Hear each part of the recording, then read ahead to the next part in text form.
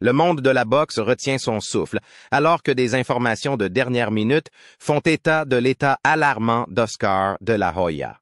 À seulement 52 ans, le légendaire combattant, connu pour son esprit indestructible sur le ring, fait maintenant face à l'un des combats les plus difficiles de sa vie.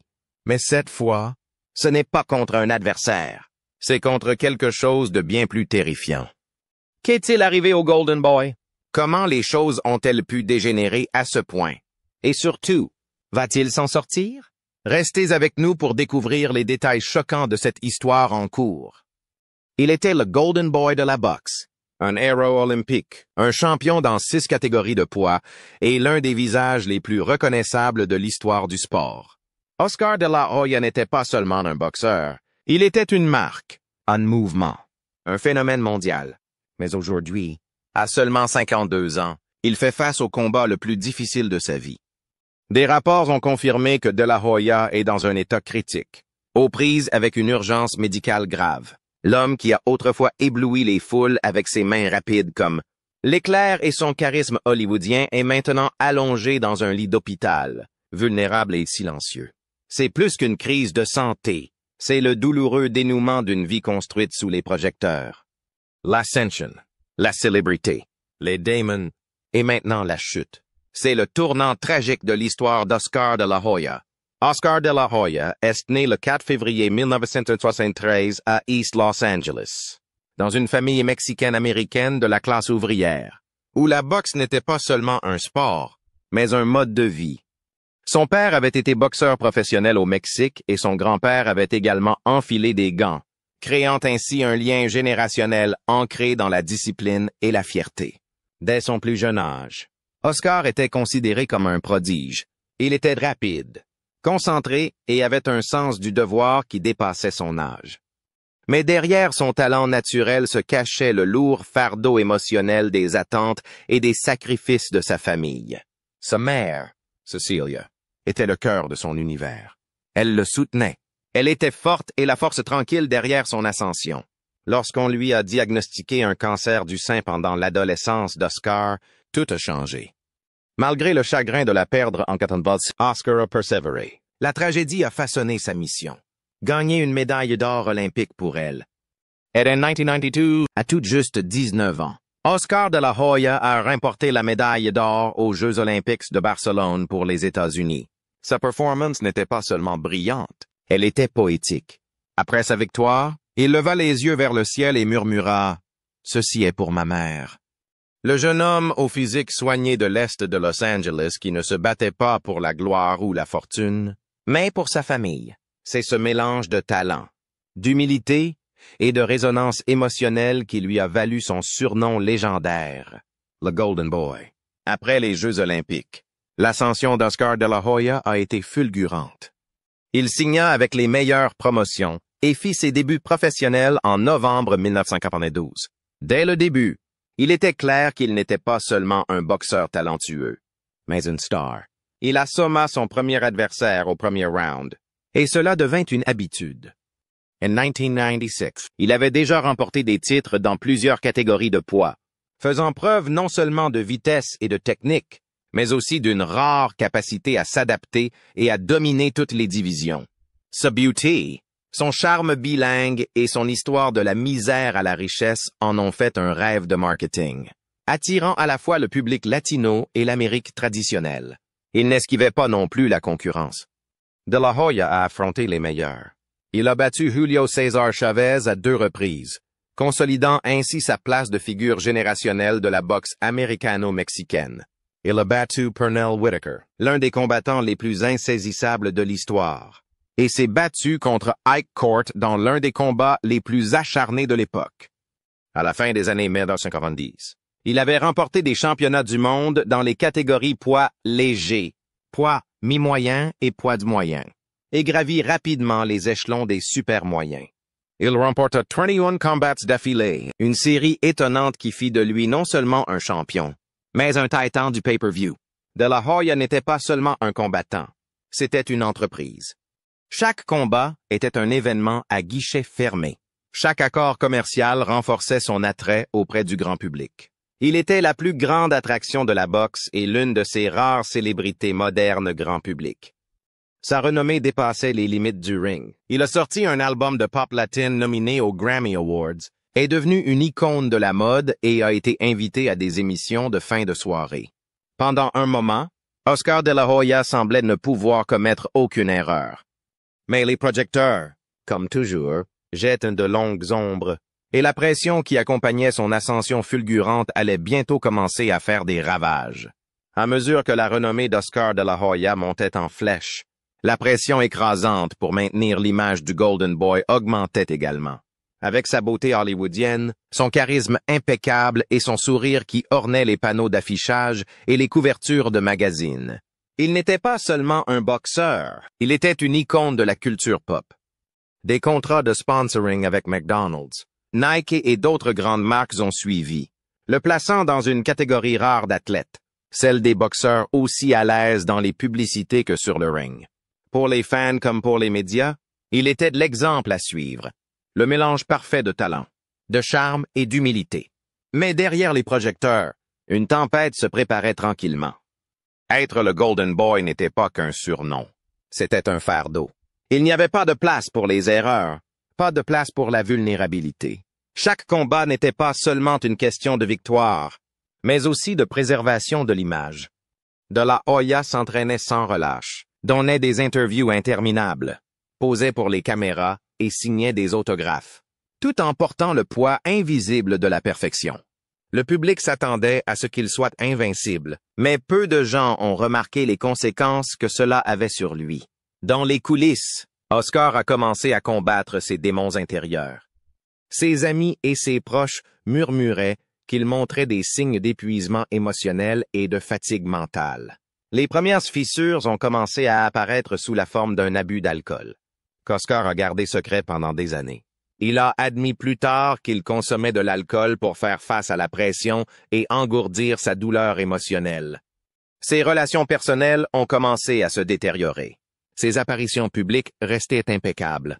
Mais en privé, Oscar luttait contre la dépression et un sentiment croissant d'isolement. « J'essayais d'être quelqu'un que je n'étais pas », a-t-il admis dans une interview ultérieure. L'image même qui a fait de lui une star est aussi celle qui l'a lentement détruit. La pression d'être parfait, de ne jamais montrer de faiblesse, est devenu un adversaire silencieux, qui n'est pas monté sur le ring, mais qui frappe tout aussi fort. Au milieu des années 2000, Oscar de la Hoya était toujours l'un des noms les plus connus de la boxe, mais l'acuité qui le caractérisait autrefois avait commencé à s'émousser. L'âge commençait à se faire sentir, et la nouvelle génération de ce sport était avide de succès. En 2007, il a accepté d'affronter Floyd Mayweather Jr., un génie de la défense impétueux et invaincu qui montait rapidement dans les rangs. Le combat a été présenté comme un choc des époques, la superstar établie contre le roi en devenir. Ce combat est devenu l'un des événements de boxe payants les plus regardés de l'histoire, attirant un nombre record de spectateurs. Dans le ring, c'était une partie d'échecs. Oscar a connu des moments de réussite, en mettant la pression et en utilisant sa taille. Mais la précision et le QI de Mayweather se sont avérés trop importants. Le combat s'est terminé par une décision partagée, Mayweather étant déclaré vainqueur. Certains fans ont crié au scandale, d'autres ont accepté. Mais ce que personne ne pouvait nier, c'est qu'une relève de la garde avait eu lieu. Pourtant, Oscar n'était pas prêt à se retirer, mais son prochain adversaire ne lui laisserait pas le choix. En 2008, il affronte Manny Pacquiao, plus petit mais une force de la nature. Pacquiao ne se contenta pas de battre de la Hoya. Il les submergea. Dès la première sonnerie, Oscar semblait léthargique, épuisé et dépassé. La vitesse, le volume et la pression incessante de Pacquiao ont laissé Oscar malmené et incapable de riposter. À la fin du 8e round, son entraîneur a fait ce que peu de gens ont osé faire. Il a arrêté le combat. C'était un spectacle presque surréaliste. Le Golden Boy de la boxe, autrefois intouchable, était assis dans son coin, meurtri et vaincu. Après le combat, Oscar a parlé avec une vulnérabilité rare. « Mon cœur veut toujours se battre, mais mon corps n'en est plus capable. » Ces mots ont durement touché les fans. Ce n'était pas seulement un boxeur qui admettait sa défaite. C'était un homme qui faisait face à la fin de son identité. En 2009, il a officiellement pris sa retraite, mais celle-ci ne lui a pas apporté la paix qu'il espérait. Au contraire, elle a ouvert la porte à des combats plus profonds, des combats contre la dépendance, la solitude et la question obsédante. Qui était Oscar de la Hoya sans le ring? Après s'être retiré des rings en 2009, Oscar de la Hoya n'a pas sombré dans la retraite. Il a pris le pouvoir. Il a fondé Golden Boy Promotions, l'une des sociétés de promotion de boxe les plus prospères au monde. Contrairement à d'autres promoteurs qui tenaient les combattants à distance, De la Hoya a présenté Golden Boy comme une société de combattants par un combattant.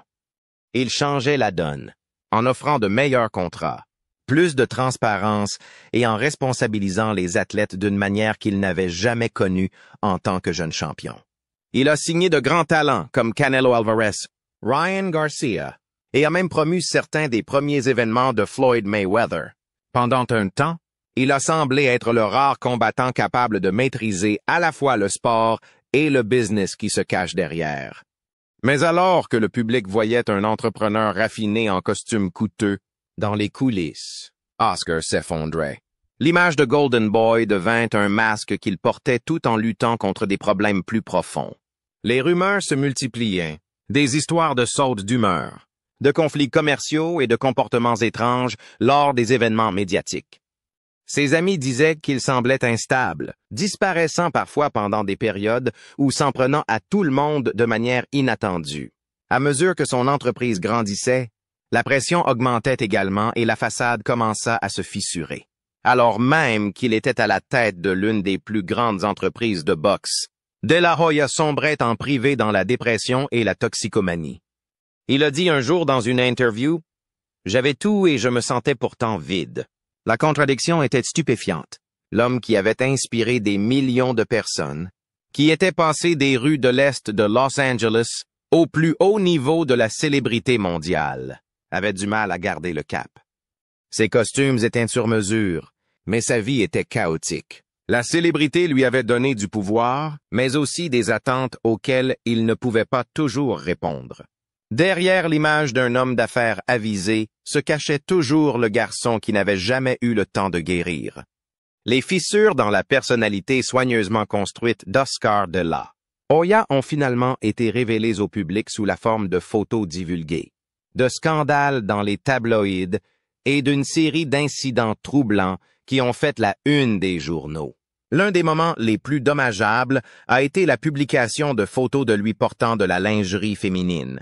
Images qui ont rapidement fait le tour du monde et ont été la cible du ridicule public.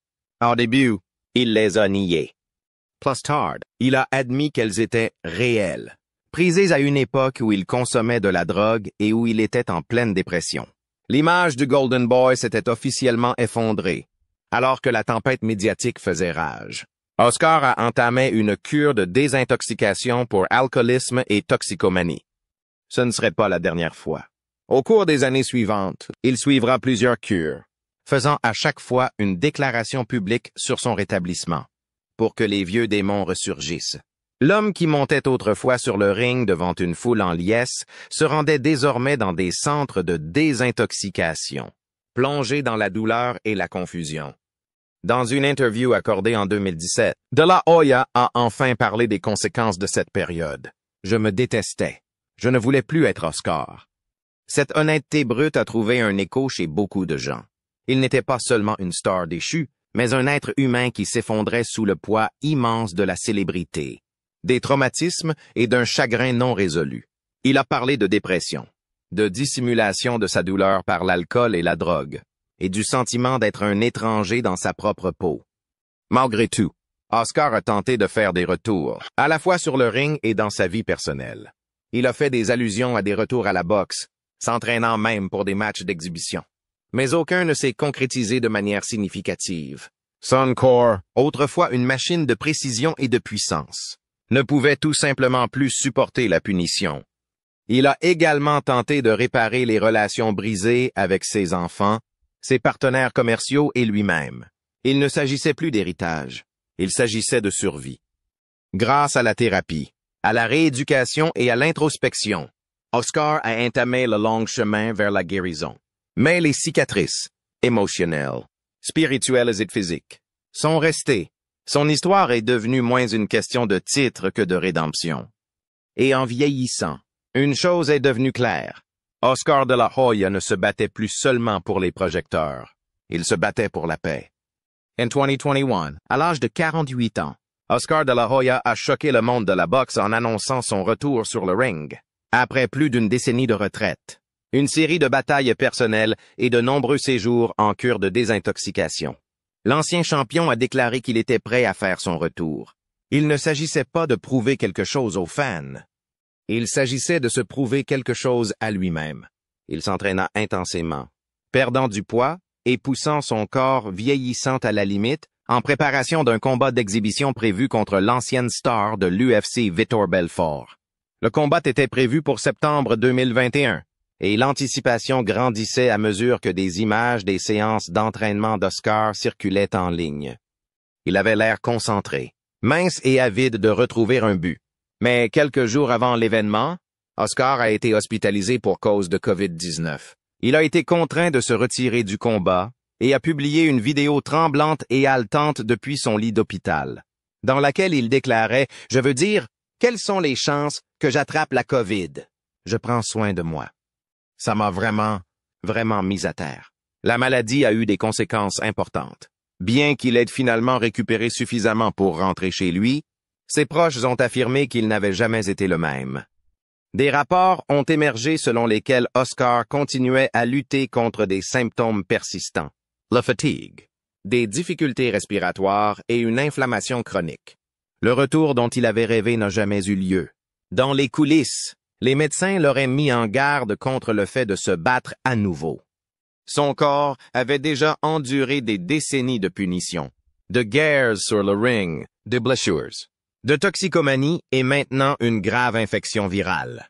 Bien qu'il soit resté actif dans la promotion des combats et qu'il ait participé à des événements, Oscar a cessé de mentionner un retour sérieux sur le ring. Le rêve était terminé. En privé, il commença à combattre un nouvel ennemi, la réalité que son corps ne pouvait plus faire ce que son esprit désirait encore. Le retour raté n'était pas seulement une occasion manquée. Il est devenu un rappel brutal que le temps, peu importe combien nous le combattons, gagne toujours. En mars 2025, une nouvelle choquante a éclaté qu'Oscar de la Hoya avait été hospitalisé dans un état critique. Les détails étaient rares, les mises à jour, minimes. Des sources proches de la famille ont décrit la situation comme grave et potentiellement mortelle.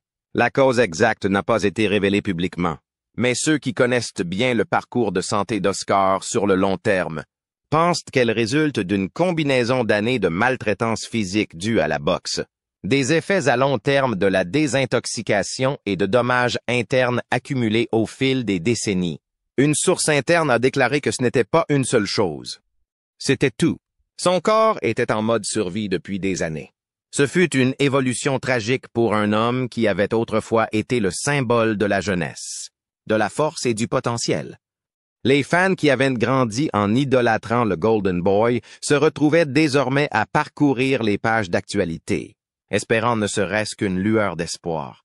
Society, Golden Boy Promotions, a publié une brève déclaration soigneusement formulée demandant le respect de la vie privée et confirmant qu'il était sous surveillance médicale étroite. Aucun détail, aucun calendrier, juste de l'inquiétude. Sa famille est également restée silencieuse, à l'exception d'un court message posté par l'un de ses enfants. « S'il vous plaît, priez pour notre père. » Le monde de la boxe a réagi immédiatement. Combatants. Fans et journalistes ont inondé les réseaux sociaux d'hommages et de messages de soutien. Canelo Alvarez, qui a un jour qualifié Oscar de mentor, a posté un emoji de cœur brisé à côté d'une photo d'eux deux.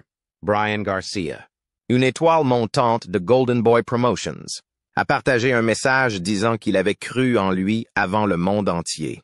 « Je prie pour toi, patron. » Dans ce silence, le chagrin était criant. Un combattant qui avait traversé tous les rounds que la vie lui avait lancés se retrouvait face à un adversaire de plus et personne ne savait s'il se relèverait. L'industrie.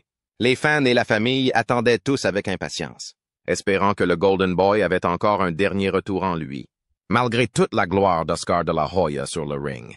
Son combat le plus difficile a peut-être été celui en dehors, avec sa famille, avec la paternité et avec des relations fracturées que la célébrité et la dépendance n'ont fait qu'élargir.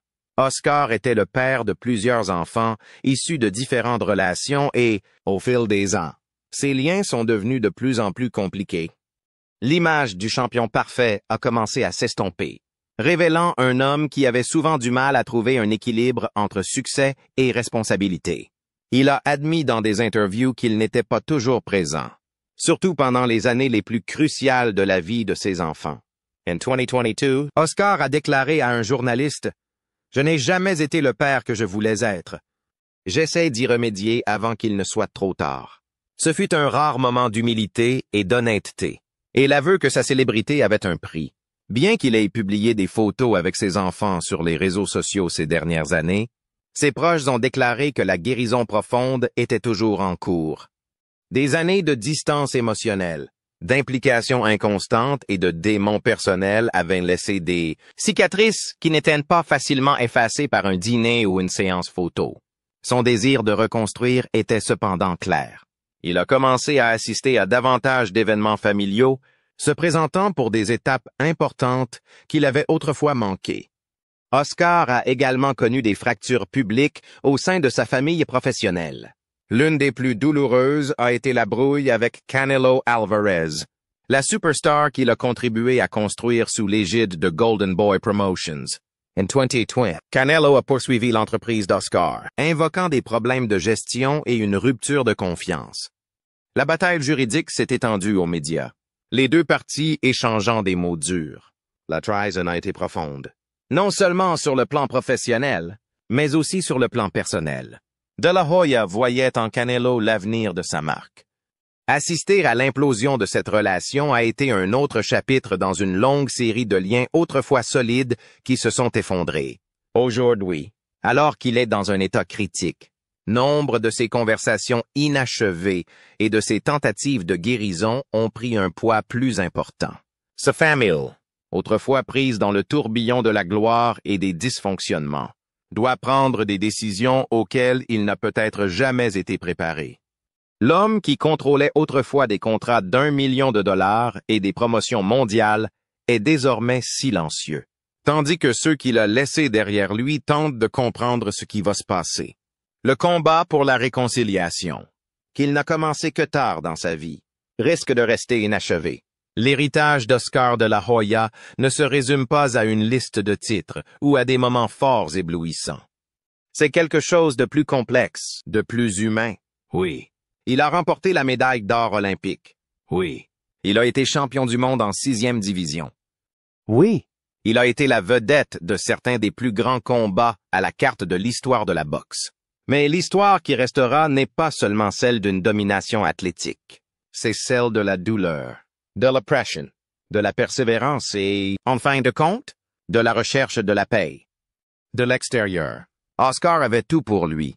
La gloire, l'argent, l'adoration. Mais au fil des années, il est devenu évident que derrière les costumes de créateurs et les sourires à 1 million de dollars se cachait un homme en lutte constante avec ses démons intérieurs. La dépendance, la dépression, l'identité. Il ne se battait pas seulement contre ses adversaires, il se battait pour son estime de soi. Chaque fois qu'il montait sur le ring, c'était une bataille pour être vu, pour être aimé, pour prouver qu'il était plus qu'un joli visage ou une marque commercialisable. Il a changé la boxe, pas seulement par ses compétences, mais aussi par son sens des affaires et son attrait croisé. Il a ramené la boxe au premier plan, ouvert des portes aux combattants latinos et révolutionné la promotion grâce à Golden Boy. Mais son héritage inclura également ses défauts, les scandales, les faux pas, les relations brisées. C'est ce qui le rend puissant, parce qu'Oscar n'a jamais prétendu être parfait. Il essayait juste de trouver la paix dans un monde qui ne le laissait jamais se reposer. Et maintenant, alors qu'il est dans un état critique, le monde attend. Si c'est la fin, ce sera la fin d'un homme qui a tout donné, parfois trop, au sport qu'il aimait, mais ce ne sera pas la fin de l'histoire. Son influence est à jamais ancrée dans le tissu de la boxe. Les combattants qu'il a encadrés, les promotions qu'il a créées, les fans qu'il a inspirés. Ces échos perdureront,